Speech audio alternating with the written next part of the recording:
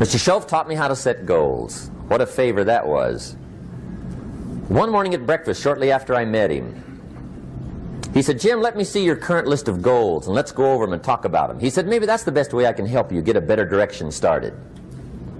And I said, I don't have a list. He said, well, is it out in the car or home somewhere? I said, no, sir. I don't have a list anywhere. He said, well, young man, that's where we got to start. He said, I can tell you right now, if you don't have a list of your goals with you, he said, I can guess your bank balance within a few $100s. Which he did. And that got my attention. I said, you mean my bank balance would change if I had a list of goals? He said, drastically. That day I became a willing student how to set goals.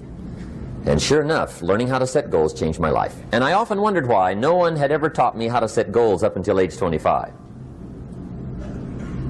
I went to high school, but if they offered it, I missed it. I went to college for a year, never heard it. I worked for Sears. Really. And to my knowledge, Sears never taught it.